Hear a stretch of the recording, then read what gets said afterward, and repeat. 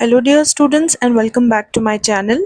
आज की हमारी वीडियो में हम डिस्कस करेंगे TS inter subjects, total marks and passing marks. With how many marks will you pass in each subject we'll discuss in detail. Let us now discuss subject wise. First we'll discuss maths. Maths का paper total 75 marks का होता है and total 2 papers होते हैं first year में और 2 paper second year में। To pass in maths paper, you need 35% marks in each paper. Only then you can pass. So inter first year में 2 paper हैं मैथ्स के, 1A and 1B. 1A में पास होने के लिए आपको 26 मार्क्स चाहिए, that is 35% of 75 marks. The same passing marks are for 1B paper also, that is 26. Second year में 2 पेपर हैं मैथ्स के, 2A and 2B. 2A के लिए पासिंग मार्क्स है 27 एंड 2B के लिए पासिंग मार्क्स है 26. This is for first year and this one is for second year. So total 2 groups में होता है मैथ्स का पेपर, एक MPC और एक MEC. अब आ जाते हैं साइंस के मेन सब्जेक्ट्स पर, जो है botany, physics, chemistry and zoology.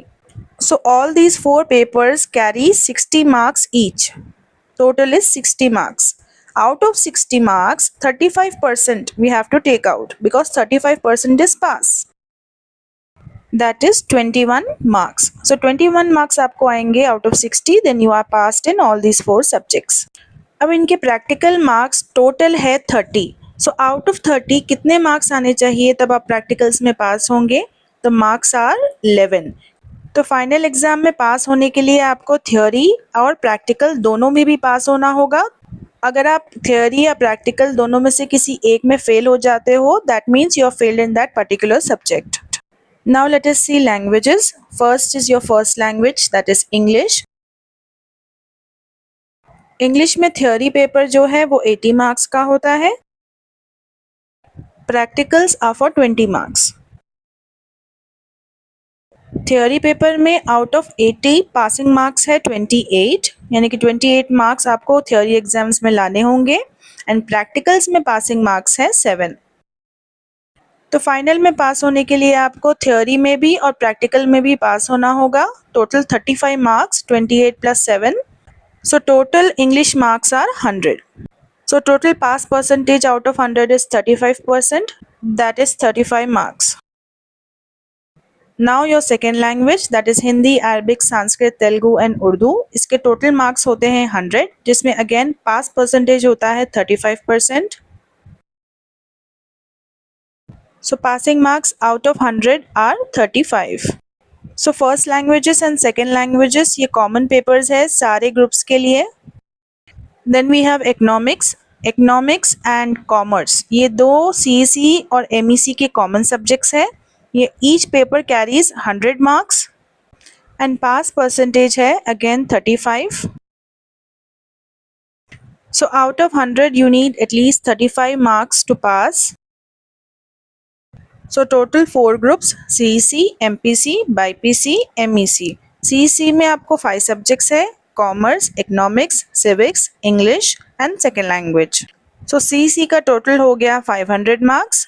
MPC में आपको 6 सब्जेक्ट्स है, maths 1B, maths 1A, physics, chemistry, English and second language. So total MPC का है 470.